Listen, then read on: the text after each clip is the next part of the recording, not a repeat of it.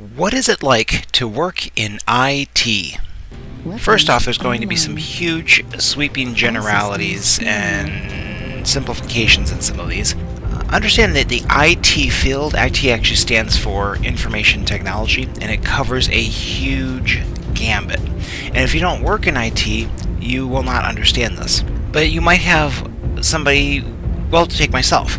In the IT field, I have worked support for cell phones, I have worked support for desktop computers, virus removal, telephone support for telecommunications, internet connections.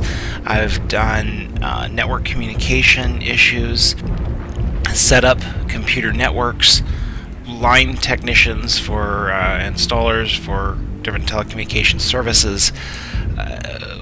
I've probably done other things at different times, but it covers a broad spectrum. Somebody who is setting up computer networks might be familiar with the drivers of those networks for communication, but he's not going to necessarily know the programming aspect. You deal with issues such as, why can't these two computers communicate? Why does this computer keep falling off the network? Why does that computer keep having these strange bugs, causing it to need to reboot, and the others don't? Things like that. When you're dealing in computer desktop support, you may not necessarily know much on the other areas, because it's not something you deal with or not something you're working with currently. When I worked cell phone support, I would have people call in with issues with their cell phone. I'd help them with that. I became a master of that platform and system and able to resolve those issues without even looking at the articles and information. I just buzzed through it. But it was something I was working with, something currently. Somebody could ask me an issue such as why a computer might be falling off the network or have a hard losing its internet connection, and I'd basically shrug and, well, check your drivers, your mundane, regular stuff, making sure it's not a bad Ethernet cable. I wouldn't be able to give you much more solid information because it's not something I was working with at that time, and it was not fresh in my mind. I do know people in the IT field who are just a freak of nature, and they're able to remember and retain everything that they've ever worked with. You could go up to them and ask them about a obsolete system that they haven't touched for 20 years and is no longer in service that I know of anywhere, and they will, oh yeah, we use this type of command interface and the blue screen, this and that, and they just start rattling off all these different things, and and as they start talking about it, more will come to their mind, but they'll just remember all these different commands and functions. I'm not like that. If I'm not currently working on it, it goes to the back of my memory. If I go back to that field, it doesn't take long for it all to come right back. It's not like I lost the information, I have to relearn. But it just not. If you just approach me out of the blue and ask me about an issue with cell phones, for example, it's been years since I've worked on that. It's like, I don't know. What's the operating system of that platform? I don't retain that information. So, I say all this so you'll understand when you're in the IT field, it covers a large gambit. People outside the IT field don't understand that. I have had people just hand me their cell phone when they hear what I do, and it's a nice cell phone, and I'm thinking to myself, why'd they hand me this? It turns out there was an app that wasn't working. I have no idea why the app isn't working. Try reinstalling it. No idea. And I actually saw a statistic once that 28% of people who work in the IT field hide what they do from friends and family because they don't want to be pestered with free tech support questions and things. And it is difficult to do because when you're in the IT field, it covers a big gambit. It's something you deal with all day long anyway. It's the old joke about the mechanic's car never runs because he's so busy fixing everyone else's car he never has time to fix his own. You deal with this stuff all day long. The last thing you want to do is go home and fix somebody else's computer problem. So if you want to get information from somebody in IT, really a better approach is not, hey, can you fix this? No. In fact, I know somebody I actually knew somebody who he had a bad habit of saying you have to. He does, you have to do this. No, I don't. Yeah, you do. No, I don't. What he meant is, I need you to do this. That's not his approach. He never said, I need you or I want, is that you have to. No. Another mutual friend of ours actually coached him on what to say to approach me. And he actually, nicely and politely, kid, asked if I would help him with something with his computer. What is it? Well, it's doing this and that. Oh, just bring it over here. And I opened up the case, flipped it, cleaned it all out, all this different stuff. About 40 minutes or so messing with it, getting all the hardware and everything straightened out because it was an old dusty laptop. It was having some heating issues and a couple other things. Straightened out all that different stuff. Another friend came in there and he's like, hey, he's fixing my computer. And I told you if you'd asked him. That's my friend. Oh, it's a plan. It's a conspiracy. But yeah, just. Oh, really? You work in IT? What's it like? What do you do?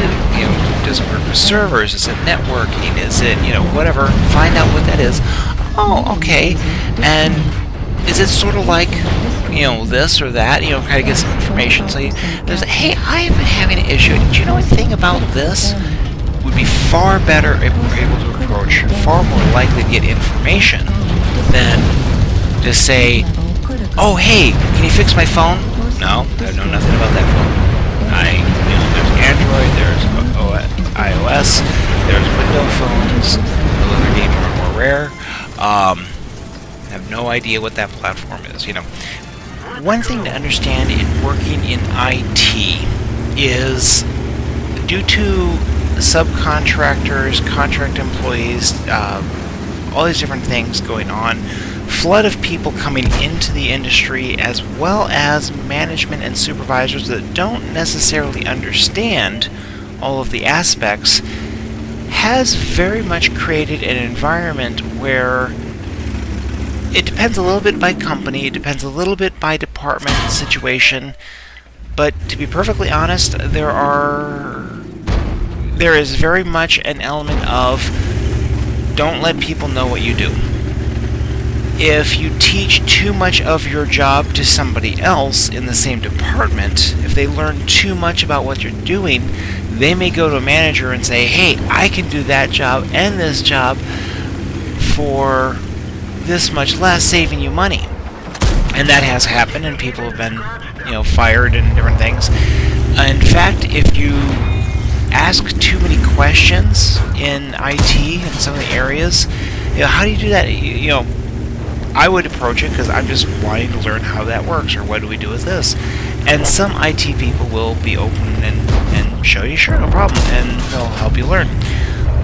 Other people will suddenly start shutting down and not want to tell you, not want to help you out, because they're thinking in the back of their head, you're trying to get my job, you're kind of trying to take my position, you're trying to undercut me. The management situation has very much created a situation in many jobs and many companies where whoever is the cheapest will get the job. And that doesn't always mean the person will have the knowledge and experience to be able to do the job well. And I honestly suspicion that is behind at least some of the data breaches, hackings, and different things that have taken place. Not saying that there were inside jobs and these people did that. It's a matter of said person does not have the experience, knowledge, and expertise to be able to do the job as well. So it creates some interesting dynamics of trying to do some of these jobs. I know people who have literally had that happen to them. They were basically let go because this other person told him to do the job, and it's like, well, he can't do the job well. Well, he's cheaper, this and that, and you're it's like, fine, bye, and leave. It's very much, I would use the terminology, mercenary mentality. What I mean by that is get paid, do the job, and leave. There's not a lot of loyalty in it. Unlike other fields and areas, you might have loyalty to a company or loyalty to a group or where you drive your identity and you enjoy doing it. And in the IT field, it's very modular. You tend to jump around a lot. There are those who are in again, this is very huge, broad generalities, just in the field in general. Go country by country, you could have huge changes, even inside the same field. So it's difficult to really put forth general information, but that's about as much as I can squeeze in there. But I just want to at least touch on that, if you will, floating stab in the back possibility of somebody trying to steal your job, or somebody freaking out that you're trying to steal their job, and creating or preventing cooperation by creating suspicion and fear. And I've seen situations where management think that is beneficial to the company for whatever reason, and so they'll even try to provocate it and promote that because they think it's going to get better work out of the people, and it really doesn't. But that's off topic. Now, getting back to what it's like to actually work in the IT field, there are many levels, not just referring to like different fields, and I'm talking about levels. I'm reluctant to use the word entry level because there's people who've been doing this for 20 years and they like doing it and they're fine. But there's I'm trying to think of a way I could say this that won't be offensive to somebody, and it's just not possible. I would call it basic. This does not mean that the people involved are not able to or intellectually, qualified to do any other stuff. It's just they do that basic stuff. This could be computer desktop support, telephone support for cell phones, computers, any of those basic stuff. What I mean by basic is it doesn't require certifications to be qualified to do it. You just do that and you're good in that area and you're able to get through and do it. But to move beyond that requires one of two things: either a tremendous amount of experience, where people will just look at your resume and not question, which is very hard to get there, or have certifications. It could be the A+, Windows support certifications, Security Plus, Network Plus, whatever those certifications are. You get those, and I think most, if not all of them, are good for 3 years. After 3 years, they will expire unless you do a renewal for that certification, or you get a new certification that's considered a higher level. How they define higher level is a little difficult, and that's a case-by-case scenario, because I honestly think some of it is just arbitrarily somebody makes up, and they put that stuff in there. And of course, in the field in general, like for example, Microsoft support certifications, they're coming out with new ones, and they're retiring old ones, and there's kind of like a sliding scale. You have to keep getting that new one of different whatever level in order to get your certifications. And so you're constantly learning, you're constantly doing stuff. You never really get to just sit back and relax.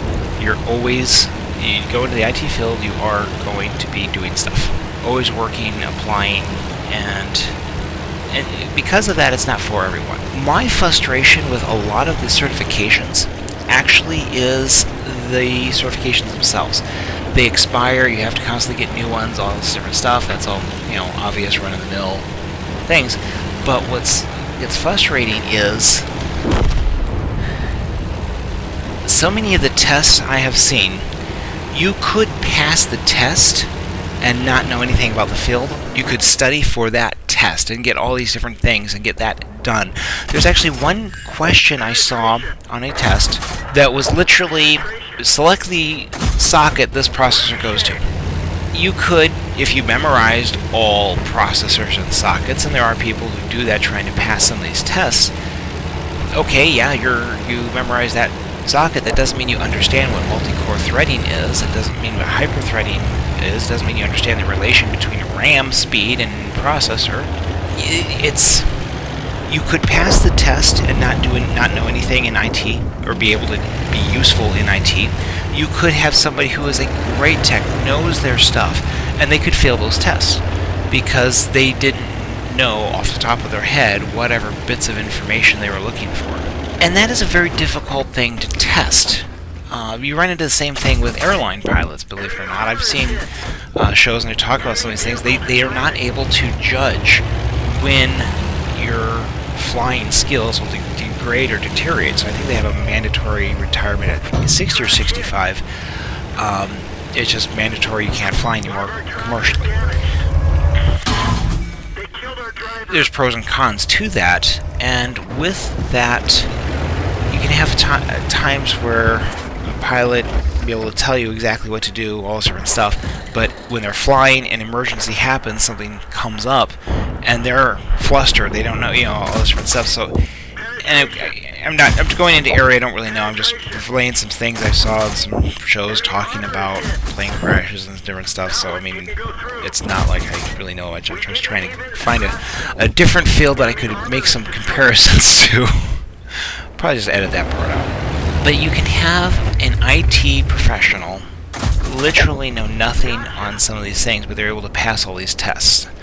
And a large part of that's experience. And you can, I have not seen it, I have known other people who have talked about it, and it can happen, where you will have a IT professional, this person's in charge of this department, and they have all these certifications out the wazoo, but they don't know what they're talking about because they don't have any actual experience. And if you wanted to go into some of those upper level things that require certifications, it's a really good idea to get a basic job somewhere as an assistant admin and be there for a year just getting experience, and then try to move on up into areas. Don't go straight for that supervisory position of a network project team of setting up this or that, because you'll either fall on your face and make yourself look like a fool, or you could actually run into a situation where you are overqualified and you're not able to get those basic jobs you need for the experience. Oh, wow, you're a network engineer, you don't want to work here or here, you want to be, and you don't really have the experience to handle those high jobs, but because you're high-level certifications, you can't get the low jobs. And you can basically find yourself into some issues. Of course, if you look on different job postings, there's no shortage of places posting for admin and different other things, and by looking at job description and especially the pay, usually what they're looking for is people who don't know what they're doing because they can get them cheap, and it creates a issue by themselves. For example, if you see, I'm not sure what the general pays are, but there's an admin